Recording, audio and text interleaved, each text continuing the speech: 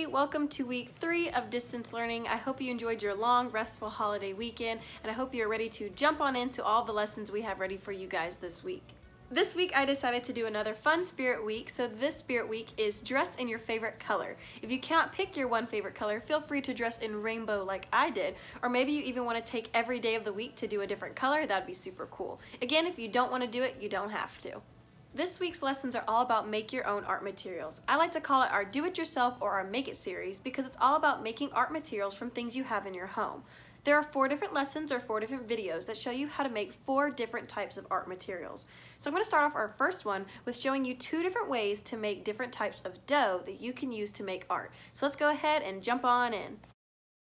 I'm going to start off showing you how to make slime dough or soft dough. You're going to need a large mixing bowl, some conditioner, cornstarch, optional food coloring, an old rag or dish towel, a spoon, and 2 measuring cups. They are 2 different sizes. There is a cup and there is a half a cup.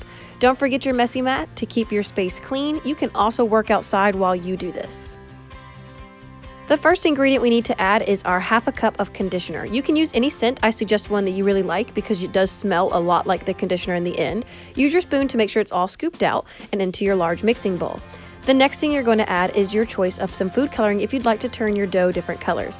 I chose to do a little mix of some blue and green. I'm then going to use my spoon to stir that food coloring into the conditioner to start mixing up my color. So you're going to see as you mix the color that you might want to add more color to it. And you can continue to add more drops of food coloring until you are happy with the color of that mix. As you are stirring those colors together, you may see some specks of color in there, and that's totally fine.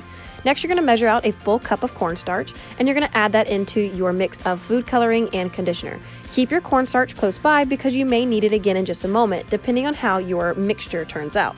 I'm going to mix together those 3 ingredients, and you're going to see it starts to look almost kind of like slimy frosting right now.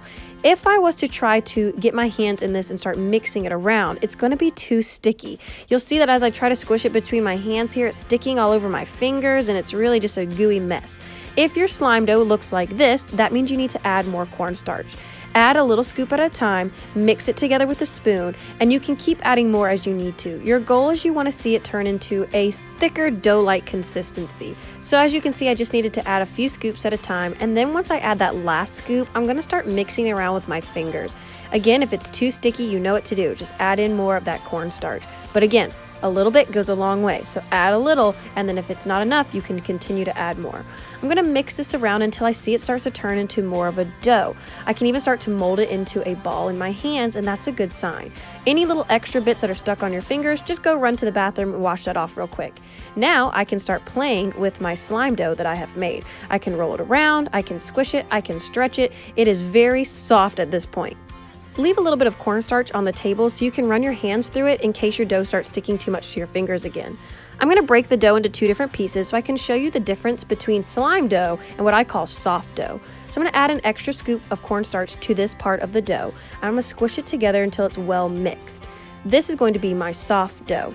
So the difference is my slime dough is very stretchy and very moldable, and it feels a lot like slime. However, my soft dough feels a lot like Model Magic, and I can tell that it's going to hold its shape a lot better than my slime dough. Both of these doughs turn out very soft, very fun to play with, and they smell really, really good. When you are done playing with them, if you'd like to store them for later, just put them in Ziploc bags, make sure you squish all of the air out of it, and zip it up tight. The next kind of dough I'm going to show you how to make is called salt dough. You're going to need a large mixing bowl, salt, flour, water, 2 different measuring cups. One of them is the size of a half a cup and the other one is a 1/4 of a cup. You're going to need a mixing spatula or a spoon, some tin foil, an old rag or dish towel, and a messy mat to keep your space clean.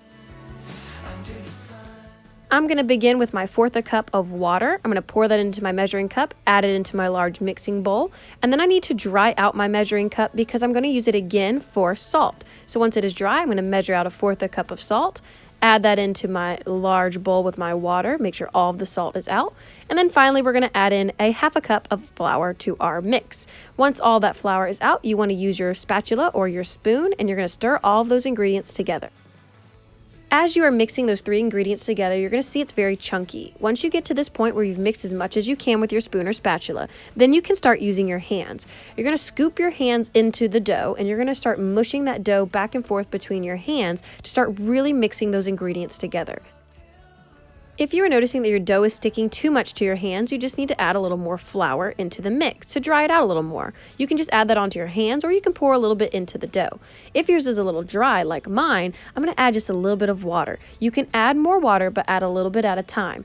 I'm going to add the water, I'm going to smush it back and forth in my hands until I see that the dough has become softer. It doesn't have as many cracks in it as it did before. At this point, your salt dough is ready to be molded into different shapes. I'm going to pull out a piece of tin foil that is going to be what I place all of my different shapes on because I like to speed up the drying process. This dough will air dry on its own, but it just takes a little bit of time. If you want to speed up the drying process, you can bake it in the oven, which I will be doing. So once I have created all of my shapes with my salt dough, I'm going to perfect them before I place them in the oven. If you have any lumps and bumps or cracks, just add a little bit of water to it to smooth out the dough. To speed up the drying process, I placed them on a cookie sheet and I baked them in the oven at 250 degrees over the course of 2 hours. I checked on them every 30 minutes to make sure they weren't burning.